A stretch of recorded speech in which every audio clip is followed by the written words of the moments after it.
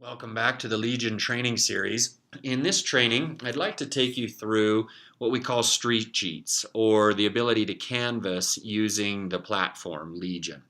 And so you'll notice that I'm inside of a territory right now, and you'll notice a number of things on the screen here. First of all, list view of all of the homes inside of that given territory, and then obviously the map view as well here to the right. Now, I want to start first of all by going through some of the functionality we have here under the filter, sort, and then layers. First of all, under the filter, what this is allowing me to do is basically whittle down the overall number of those that I'm working with. Okay, so for example, I could say, hey, I just want to know all those that passed the pre-screen. Okay, if I click on that, notice that all I'm going to see now are those that have a star, that have passed again those pre-screen qualifications. Okay, I'm going to come back in and turn that off, and now you'll notice the white dots that didn't pass came back. I can also come in and I can filter by existing customers and or callbacks. I'm going to go ahead and click callbacks and just show you that again I can quickly whittle that down to just those callbacks that are here. Now if I had a whole bunch in this or a larger territory, I could also come in, so now that I've filtered, I could say I just want to know where the callbacks are, and then I can come in and do some other fun things like say, hey, who's closest to me? So if I'm just entering the area again and I want to just go to my callbacks right then and it's not based on time, no problem. I can come in and just say, hey, closest to me. Now, obviously, this is a territory that is in another state right now, and so it's going to say, hey, actually, David Anderson, my place is probably up here. This is the guy that's actually closest. If I was on the road here, obviously, it would then determine who is closest in proximity to me. Okay, so a lot of capability inside of the filters and sorts. You'll notice that I can also sort by ascending and descending and so on and so forth. Okay, so I'm going to go ahead and turn that filter off so that we can bring everybody back, because I want to now quickly just cover the layers. Now, we have an entire video on layers and how those work, but you'll notice that I can come in and inside of this territory again, refine my efforts and start to focus on only those that I'm looking for based upon all of the other data points underneath these categories here. Okay, if you haven't watched the layers video, go ahead and watch the layers video. It'll talk through all of the functionality with the layers specifically, but I did want to make reference that they are right here inside of that list view. Okay, so multiple ways I can now work this area. Again, if I just want to work on the evens and go down one side of the street and back the other, I can either sort by that, or if my blue dot, if I were here in this given area and my blue dot were right here, I can simply come in, I would just zoom in on the map and start working those homes that qualify. I'd first click this dot here. As I do, it then gives me the information for Orlando Ruiz. And you'll notice at this point, I have all the data that I'm used to working with, but then I can come in and disposition him very, very quickly. I can come in and click on the actual dot and say, you know what, he wasn't sold, just he flat out wasn't interested. So now I move to the next home, and I would literally come in and click on that dot on the next home. And we find out that it's Ronald Sumner, and same thing, I can come in and disposition him there. Okay, now I can come in and take detailed notes on that individual and disposition. That's fine, however I want to do that.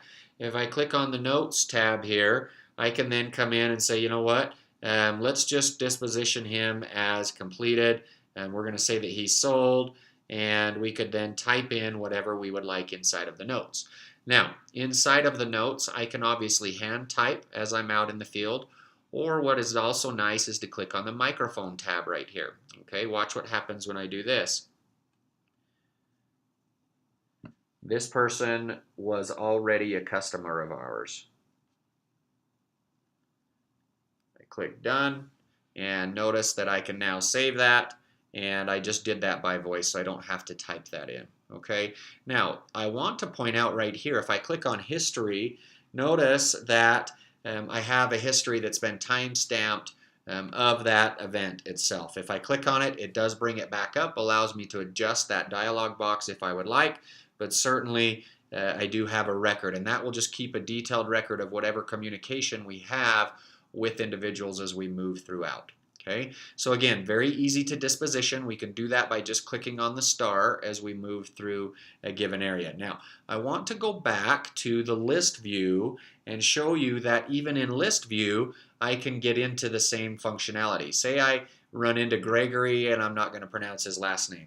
We click on Gregory. Again, I'm right here at this view again. Here's where he lives, and I can disposition him. I can also just click on the actual star and disposition from right there.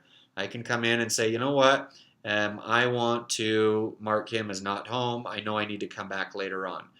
And maybe now I have run into Corey Carter and I want to clear that status, and we're going to make it so that it's act like I didn't contact them. Okay, so a lot of functionality, very easy to work this as we move throughout a given area.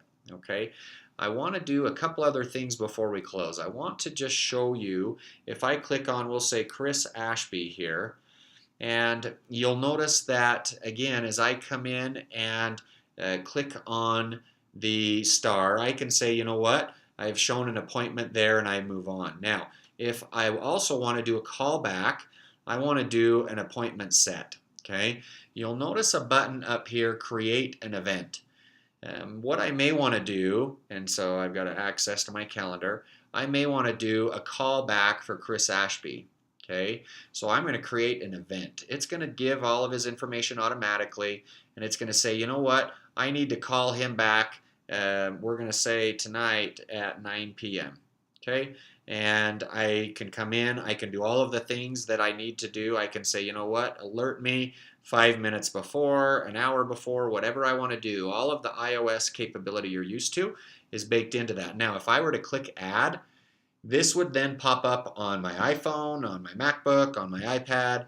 Anything iOS related is then going to remind me and say, oh, that's right, I need to go back and visit Chris Ashby tonight at 9 o'clock. Okay, so that again is in there if we actually create an event.